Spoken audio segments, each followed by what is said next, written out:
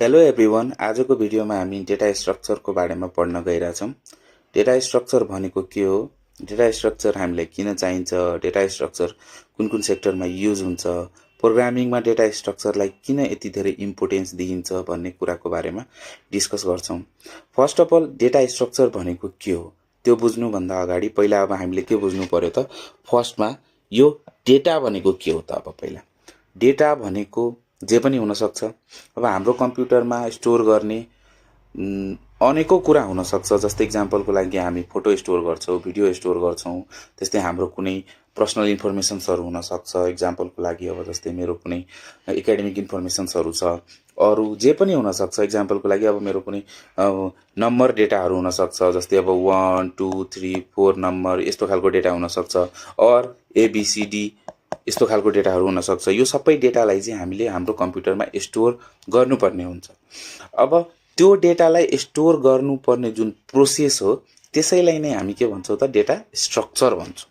Simply बुझ्नु पर्दाखेरि a data structure is a systematic way of organising, storing and managing the data in computer. भन्नाले हामीले के बुझ्यौँ त, भन्नाले अब हामीसँग भएको डेटालाई कम्प्युटरमा अर्गनाइज गर्ने, स्टोर गर्ने, म्यानेज गर्ने जुन प्रोसेस हुन्छ, यो ओभरअल प्रोसेसलाई नै हामी के भन्छौँ त, डेटा स्ट्रक्चर भन्छौँ। जसले के गर्छ त, हाम्रो डेटालाई भोलि पर्सि गएर अब हामीसँग भएको डेटालाई चाहिँ हाम्रो कम्प्युटरबाट निकाल्नु पर्यो, एक्सेस गर्नु पर्यो। कसरी फास्ट एक्सेस गर्ने त्यो हुनसक्छ। और हामीसँग अलरेडी भएको डेटामा कुनै नयाँ डेटा थप्नु पर्यो, इन्सर्ट गर्नु पर्यो भने चाहिँ त्यो कसरी फास्ट इन्सर्ट गर्ने, त्यस्तो खालको प्रोसेसहरू हुनसक्छ। प्रोग्रामिङमा हेर्ने हो भने चाहिँ अब जस्तै हामीसँग कुनै वेबसाइटहरू छ, वेबसाइटमा हामीले कुनै डेटालाई चाहिँ सर्च गरिरहेछौँ, कुनै नयाँ इन्फर्मेसनलाई स्टोर गरिरहेछौँ, त्यो सबै प्रोसेसलाई नै हामी एज अ डेटा स्ट्रक्चर लिन सक्छौँ। जस्तै it defines the relationship between the data elements and provides a framework for performing the operation such as the, के भनेको छ भने यहाँ इन्सर्सन, डिलिसन, सर्चिङ र अपडेटिङ। भन्नाले हामीसँग अलरेडी भएको डेटामा नयाँ कुनै डेटा इन्सर्ट गर्नु पर्यो भने त्यो एउटा डेटा स्ट्रक्चरको प्रोसेस हुनसक्छ। त्यस्तै अलरेडी भएको डेटाबाट कुनै एउटा डेटा डिलिट गर्नु पर्यो भने चाहिँ त्यो एउटा डिलिसन प्रोसेस हुनसक्छ, अपरेसन हुनसक्छ। त्यस्तै अलरेडी भएको डेटाबाट अब हामीले कुनै डेटा सर्च गर्नु पर्यो, फाइन्ड गर्नु पर्यो, निकाल्नु पर्यो भने चाहिँ त्यो एउटा सर्चिङ अपरेसन हुनसक्छ। हाम्रो पुरानो डेटालाई चाहिँ अपडेट गरेर नयाँ डेटामा कन्भर्ट गर्नु पर्यो भने चाहिँ त्यो एउटा अपडेटिङ अपरेसनहरू हुनसक्छ। These all process are known as the data structure, जसमा चाहिँ हामीले सिम्पली बुझ्नु पर्दाखेरि चाहिँ कसरी बुझ्ने भने कि डेटा स्ट्रक्चर भनेको यस्तो प्रोसेस हो जुन चाहिँ हामीसँग अलरेडी भएको डेटालाई हाम्रो कम्प्युटरमा, हाम्रो डेटाबेसमा कसरी अर्गनाइज गरेर, कसरी म्यानेज गरेर त्यसलाई चाहिँ स्टोर गर्ने, और अलरेडी भएको डेटालाई चाहिँ हामीले कसरी एक्सेस गर्ने, अर्गनाइज गरेर एक्सेस गर्ने, म्यानेज गरेर एक्सेस गर्ने, त्यो प्रोसेसलाई नै चाहिँ हामी के भन्छौँ त, डेटा स्ट्रक्चर भन्छौँ। जस्तै अब रियल लाइफ एउटा इक्जाम्पल लिनु पर्यो भने सिम्पली म तपाईँहरूलाई चाहिँ हाम्रो रियल लाइफको एउटा इक्जाम्पल दिएर सम्झाउँछु डेटा स्ट्रक्चर भनेको के हो र यसले कसरी काम गर्छ। जस्तै हामीसँग एउटा कपबोर्ड छ अरे मानौँ, यो एउटा कपबोर्ड हो जसमा चाहिँ हाम्रो डिफ्रेन्ट टाइप अफ सेक्सनहरू छ। त्यहाँ टोटल 4वटा सेक्सन छ, जसमा चाहिँ हामीले के गरिरहेछौँ त, फर्स्ट सेक्सन टप सेक्सनमा चाहिँ हामीले क्लथ राखिरहेछौँ, सेकेन्डवालामा चाहिँ ज्वेलरी राखिरहेछौँ, थर्डवालामा सुजहरू राखिरहेछौँ, फोर्थवालामा चाहिँ बुक्सहरू राखिरहेछौँ।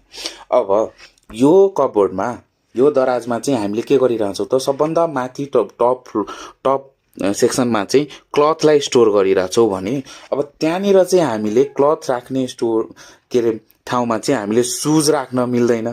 त्यस्तै क्लथ सँगसँगै चाहिँ अब हामीले ज्वेलरी राख्न सक्दैनौँ। क्लथ सँगसँगै चाहिँ हामी के गर्न सक्दैनौँ त, फेरि बुक्सहरू राख्न सक्दैनौँ। अब हामीले यो सेक्सनमा के गरिरहेछौँ भने फर्स्टको यो सेक्सनमा चाहिँ हामीले सिम्पली के गरिरहेछौँ, क्लथलाई स्टोर गरिरहेछौँ, जुन सेक्सनमा चाहिँ सिम्पली क्लथहरू मात्रै राखिया छ। त्यस्तै सेकेन्डमा चाहिँ हाम्रो के छ त, ज्वेलरीहरू छ।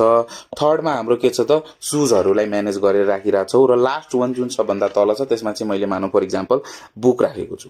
अब बुक्सहरू राखेको छु भने यो केसमा अब हामीलाई अब यसरी एरेन्ज गरेर म्यानेज गरेर हामीले के गरिरहेछौँ त, हाम्रो कपबोर्डमा हाम्रो सामानहरू, जस्ट फर यो एउटा सिम्पल इक्जाम्पल भयो। अब यो इक्जाम्पल बाहेक अरू डिफ्रेन्ट इक्जाम्पलहरू हुनसक्छ। अब जस्तै इक्जाम्पलको लागि चाहिँ अब यही कपबोर्ड छ जसमा चाहिँ हामीले के गरिरहेछौँ त एउटा सेक्सनमा चाहिँ हामीले क्लथ राखिरहेछौँ, अर्कोमा ज्वेलरी सुज र बुक्स गरेर त्यसरी स्टोर गरेर राखिरहेछौँ। अब हामीले हेर्नु पर्दाखेरि सिम्पली अब हामी के गरिरहेको हो भने कि म्यानेज गरेर राखिरहेको होइन। यसो हेर्नुहोस् त यहाँ के भइरहेछ त, हामीले के गरिरहेछौँ त हाम्रो सबै सामानलाई यो हामीसँग भएको एभाइलेबल कपबोर्डमा म्यानेज गरेर राखिरहेछौँ। क्लथको सेक्सन छुट्टै बनाइदिएको छौँ, ज्वेलरीको छुट्टै, सुजको छुट्टै, बुकको छुट्टै। त्यसै गरी अब हामीले डेटा स्ट्रक्चरमा पनि हामीले के गर्नुपर्ने हुन्छ त, हामीले डेटा स्टोर गर्दाखेरि चाहिँ हाम्रो डेटाको प्रोपर्टी अनुसार डेटालाई चाहिँ म्यानेज गरेर राख्ने जुन प्रोसेस हो त्यसैलाई नै हामी के भन्छौँ त डेटा स्ट्रक्चर भन्छौँ। अब फर इक्जाम्पल मानौँ अब यो जुन हाम्रो डिफ्रेन्ट सेक्सनमा डिफ्रेन्ट गुड्सहरूलाई चाहिँ स्टोर गरिरहेछौँ भने यसलाई चाहिँ अब ल मानौँ मिक्स मार्क्स गरेर राखिदिउँ। अब होइन जस्तै क्लोथको सेक्सनमा चाहिँ मैले सुज राखिदिएँ, सुज सँगसँगै चाहिँ मैले ज्वेलरी राखिदिएँ, ज्वेलरी सँगसँगै अब मैले के गरिदिएँ त क्लोथ राखिदिएँ। त्यस्तै सुज सँगसँगै मैले के गर्छु त बुक्सहरू पनि राखिदिएँ। यो एउटा के भयो त अनम्यानेज्ड वेमा हामीले डेटालाई स्टोर गरिरहेछौँ, जुन चाहिँ अब हामीले एक्सेस गर्ने बेलामा जस्तै अब निकाल्नु पर्यो भने चाहिँ अब के गर्ने त, अब सुजसँग बुक्स राखिरहेछ निकाल्न गाह्रो, त्यस्तै ज्वेलरीसँग चाहिँ अब बुक्सहरू राखिरहेछ। अब हामीले ज्वेलरी चाहिँ लुगामा पट्याएर कता छिराएर राखिदियो, त्यो केसमा पनि के हुनसक्छ त हामीले एक्सेस गर्न गाह्रो हुन्छ। That's why we use the data structure. त्यही भएर चाहिँ हामीले डेटा स्ट्रक्चर युज गर्छौँ, जसमा चाहिँ हामीले भोलि गएर हामीले स्टोर गरेको डेटा कम्प्युटरमा राखेको जुन डेटाहरू छ त्यसलाई चाहिँ एक्सेस गर्नु पर्यो, म्यानेज गर्नु पर्यो। त्यो केसमा चाहिँ हामीलाई सजिलो होस्। अब जस्तै नयाँ लुगा मैले किनेर ल्याएँ भनेपछि अब म त्यसलाई चाहिँ सुज सेक्सनमा लगेर स्टोर गर्छु भन्ने भएन। अब मलाई थाहा छ मैले क्लथहरू कहाँ राखेको छु त, टपमा राखेको छु भनेपछि अब त्यो केसमा म के गर्छु त नयाँ लुगा ल्याएर यहीँनिर स्टोर गर्छु। त्यस्तै कुनै नयाँ जुत्ता ल्यायो भने म जुत्ता राख्ने सेक्सनमै राख्छु, नयाँ बुक्स आयो भने चाहिँ म बुक्स राख्ने सेक्सनमै राख्छु भने चाहिँ हाम्रो लागि के भइरहेछ त, हाम्रो राख्ने ठाउँ यो हाम्रो राख्ने ठाउँ भयो भन्नाले यो हाम्रो के भयो त कम्प्युटर भयो। अब कम्प्युटरमा हामीले डेटालाई स्टोर गरिरहेछौँ। डेटा हाम्रो जे पनि हुनसक्छ त्यो डेटालाई चाहिँ अब हामीले एरेन्ज गरेर म्यानेज गरेर त्यो वेमा हामीले स्टोर गरिरहेछौँ भने this is called data structure. यसैलाई चाहिँ हामी डेटा स्ट्रक्चर भन्छौँ। अब नर्मली सिम्पल इक्जाम्पल बुझ्नुपर्ने हो भने चाहिँ एकदम इजी वेमा चाहिँ बुझ्ने हो भने सिम्पल के लेख्ने के बुझ्ने भने भन्दाखेरि कि डेटा स्ट्रक्चर भनेको यस्तो प्रोसेस हो जुन चाहिँ हामीले डेटालाई कम्प्युटरमा स्टोर गर्दाखेरि डेटाबेसमा राख्दाखेरि एकदम सजिलो तरिकाले राख्नुपर्ने र राखिसकेपछि त्यो डेटालाई हामीलाई फ्युचरमा गएर एक्सेस गर्नु पर्यो होइन, निकाल्नु पर्यो भनेपछि त्यो केसमा चाहिँ हामीले निकाल्न सजिलो होस् भनेर त्यसको लागि चाहिँ हामी के गर्छौँ त डेटा स्ट्रक्चरलाई युज गर्छौँ र त्यही प्रोसेसलाई नै हामी के भन्छौँ त डेटा स्ट्रक्चर भन्छौँ। अब यसरी चाहिँ हामीले डेटा स्ट्रक्चरको डेफिनेसन दिन सक्छौँ। अब त्यो केसमा स्टोर मात्रै होइन डिफ्रेन्ट अपरेसन्सहरू पनि हुनसक्छ। It defines the relationship between the elements भनेको अघि नै। अब जसमा चाहिँ के छ त different performing the different operations such as the insertion हुनसक्छ भन्नाले अघि नै भने मैले इक्जाम्पलको लागि नयाँ लुगा ल्याएँ। अब मैले लुगा राख्नु पर्यो भने चाहिँ मैले लुगा सेक्सनमै लगेर स्टोर गर्छु, हामीलाई सजिलो भयो अब स्टोर गर्नलाई पनि। त्यस्तै अब मलाई कुनै जुत्ता च्यात्यो, अब त्यो जुत्ता मलाई लगाउन मन छैन भनेपछि त्यो केसमा अब जुत्तालाई हटाउनु पर्यो भने this is another operation called deletion. अब डेटा पनि त हाम्रो केसमा के हुनसक्छ त त्यो डेटा डिलिट गर्नुपर्ने हुन्छ, पुरानो भइसक्छ, कुनै कारणवश हामीले त्यसलाई हटाउनु पर्ने हुन्छ भने त्यो केसमा।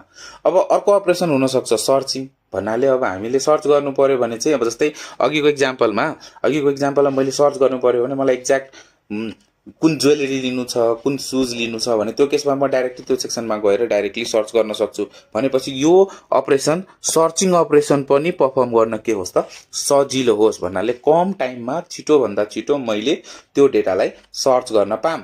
त्यस्तै मलाई अब कुनै डेटालाई चाहिँ अपडेट गर्नु पर्यो भने चाहिँ मसँग पुरानो कुनै सामान छ, अब त्यो सामानमा चाहिँ अझ केही थपेर अब राख्नुपर्ने छ भन्नाले त्यो डेटालाई समथिङ केही चेन्जेस दिएर अपडेट गर्नु पर्यो भने त्यो केसमा हामी अर्को अपरेसन पर्फर्म गर्छौँ, that is called updating operation. त्यस्तै डिफ्रेन्ट अरू अपरेसन्सहरू पनि हुनसक्छ होइन।